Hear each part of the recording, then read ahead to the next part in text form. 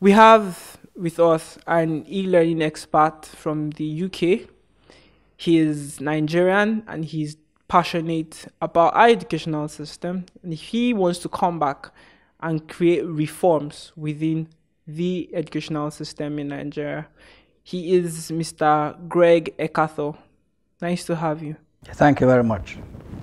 Glad to be here. Let's start by understanding the cost of education abroad. Recently, there was this news release a month back that over 100 Nigerians might be deported from the UK because they had debts, educational debts in excess of £20,000. How difficult is it to attain education abroad? What was the cost expense? Right. Education abroad in the UK is very expensive. Until even the last election, it was an issue. It's an issue every election, because the government, the conservative government, is no longer subsidizing education like the Labour government was for the British. Now, if you're a home student, you pay a little bit less than the foreign students, especially at the master's level. Now, because of this, there's been some agitation by the British and the foreign students, especially British citizens. How much is it? It depends on where you're studying and what you're studying. If you're a foreign student, you pay more, about almost double what the home students pay. So yes, it is very costly. We in Nigeria are we are subsidizing the tax and the revenue generation base for lots of governments abroad, including the US, especially the UK. Oh, you can say that, but I would say the UK have been excellent at making the educational system standard for the world, if you will, and it's not just Nigeria. For example, University College London is world standard and is top 3 right now in the world, and you got students all the way from Saudi Arabia, China, especially China, a lot of Chinese students there, quite a few Nigerians too, and they make a lot of money from foreigners investing in the educational system. There was a report by the former Nigerian Medical Association president, Osahon Enabulele. He said about 41,000 Nigerians are in the US as dentists, and they have just 27,000 Nigerians practicing dentistry here. There's a massive brain drain due to this educational lack. How exactly can that brain drain be stopped? Right. This has been an issue for quite a while now. The brain drain can be stopped when Nigerians begin to appreciate what they have at home because it's of world standard. Nobody wants to educate their child to a low standard. Everybody wants to educate their child to compete at the world level, anywhere in the world. So educational standard is key. And this is part of the reason I am passionate about educating or contributing to the standards of our education. So how do we do that? The government has to integrate it into their policy. The Minister of Education should show to the President what the standards of education were, where he wants them to be, and how he's going to get us to that standard. But we've seen other countries. China has had a structural deficit, an infrastructure deficit, and now 10 years down in their rail sector, for example, they are the best in the world. They did that by repatriating their brains from foreign countries. Are there policies that allow Nigerians in diaspora come back to develop the country? There are initiatives. They say, I've heard, there are some policies, but they're not active. They're not active. They're not passionate about it. We do not hear enough about it. for there to be a massive engagement so that we know that we are being called home to participate. If there's anything, there's more. We are participating much more than anything else. I mean, I would say that after crude oil, the next forex earner for Nigeria is diaspora money, foreign direct investment, So I would say maybe Nigerians are more interested, or the Nigerian government is more interested in the income we provide to them than the value you can bring in. The value we can bring in when we are here. So maybe there's a bit of that, but there's much more value we can indigenize from back home than over there.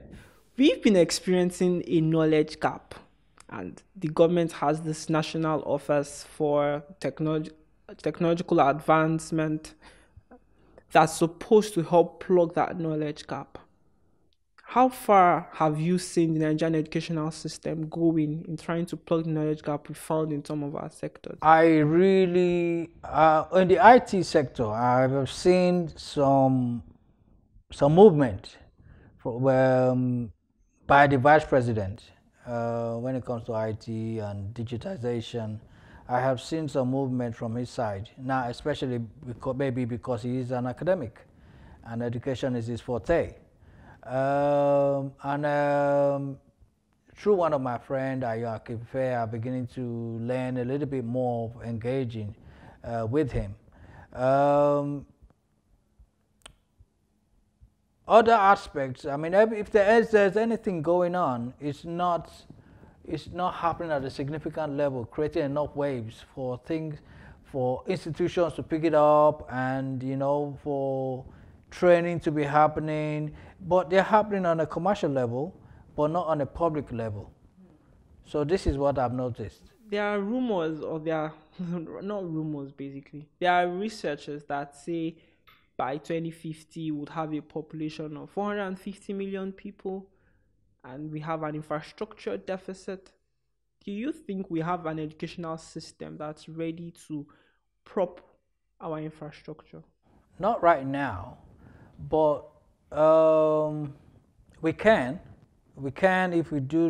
if we engage the right minds, if we engage the right resources, and we have the right policies, and that's part of why I'm here. In data analytics, for example, I've just written a book, and part of the research publishing the book is that Nigeria is number 9 in the world when it comes to consumption of internet data. Number 9 in the world when it comes to mobile telephony. 9, not number 200 in the world. So yes, Nigeria is not the best in a lot of things, but Nigeria can be the best, or one of the best in a few of the things. And those few things we're good at are what we need to focus on so that we can make use of our strength. So because of that data analytics angle, we can actually invest a whole lot more so that in the future we can take care of our population. You are coming in as an e-learning expert, and I tell you there are challenges with licensing for online universities. What exactly would you be doing, adding to our educational base that would help that hope become reality? Number one, accessibility. There will be more accessibility to online universities, online courses, and more so what I would call innovation of content, indigenization of content. There are many training courses available from foreign countries, but they don't apply directly to Nigeria. You become certified in these courses, but you become certified to operate in the United Kingdom with this, but you are not in the United Kingdom. So as a matter of fact, that even doesn't help the brain drain case, because you're thinking, well, I'm certified to work as ABCD engineer, and therefore in the UK, so I must relocate to the UK, right? Exactly. So instead, what we should be doing is indigenizing the content as it applies to what is obtainable in Nigeria, haven't learned the specification in the UK or America or Saudi Arabia, and then look at what obtains on the ground and then bring these specs together. So we are actually taking care of a problem, because the whole idea of a solution is to fix a problem. Where you fix a problem, you have value. You see, the value is built in when the problem is solved. Let's understand, information gathering is an issue. How do you intend to indigenize content for Nigerian consumption? For Nigerian consumption, well, what we have done is partnered with a few organizations, content providers, trainers, teachers, who own this content, who produce this content on a regular basis. Most of them are lecturers, most of them are or just secondary school teachers who are on the field and know the content by heart. And they also know the specifications that we provide for them, that this is what we want. If you meet these specifications, can you populate the data with the information? And then that's how we gather the content. One of the models we use is actually enabling organizations to come online. So if you have a school or you're a teacher in a school and you don't have an online facility or platform, we actually provide it for you, and we give you the specifications. In so doing, you actually become an online school. Yes. Your repository gets online that way, and then we can now work with the data and the data analytics that comes with it. Mind you, social media is transforming all of that, because there's what's called AI, artificial intelligence, and augmented reality, and all of these are opening a new ball field for data. Now, I must say one thing, and that is I'm writing a book. I've written the book already, and recently published it online. You can download it from my website, debonairtraining.com. That's www.debonairtraining.com. And the book is called Restructuring or Ekhatering. Now, this is important because restructuring right now is the buzzword, but do we really need restructuring before ekhatering or ekhatering before restructuring?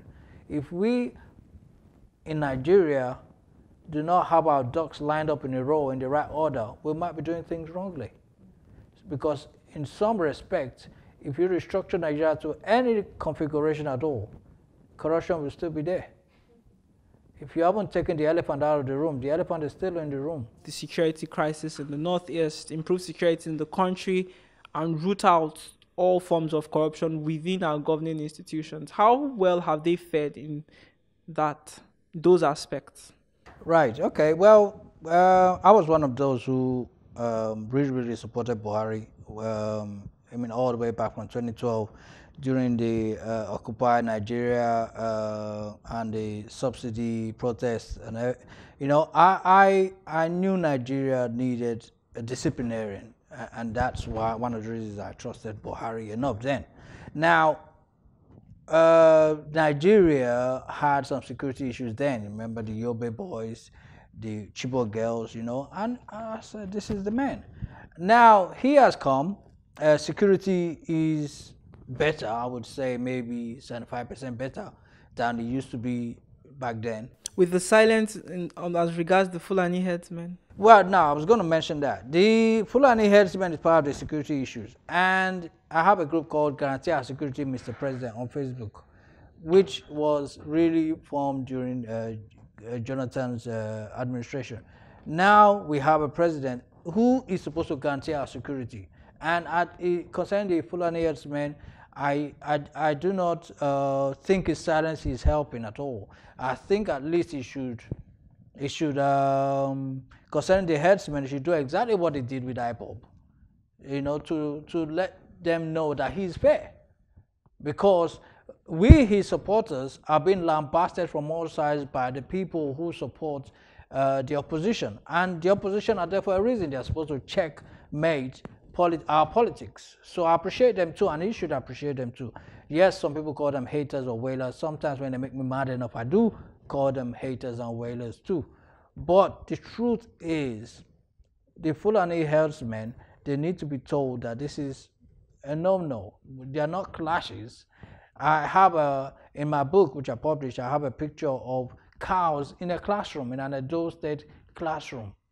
You know, what are cows doing in a classroom? That cannot be a clash, you know. So these are some of the things that we need to address. So on that point, he's not doing enough. He needs to do more. This is why we elected him. And on corruption, we cannot argue that in this administration now, stealing is now corruption.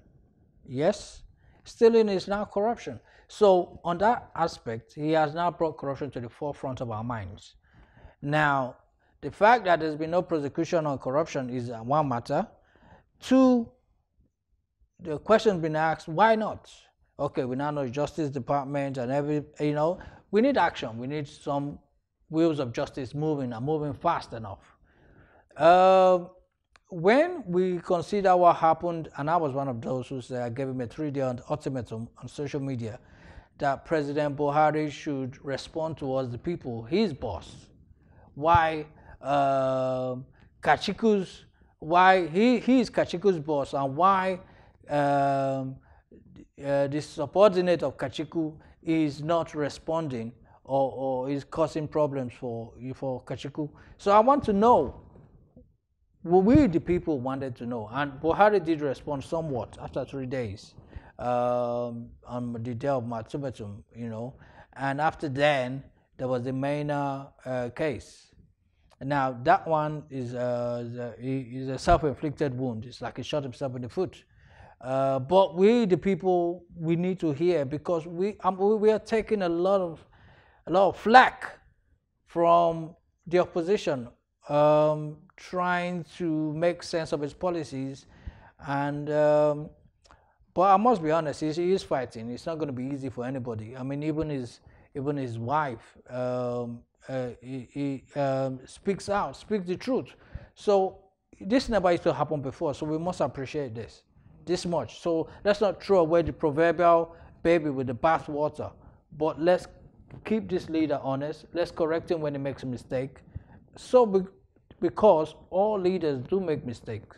But please, President Buhari, address the Fulani herdsmen and keep the corruption fight alive.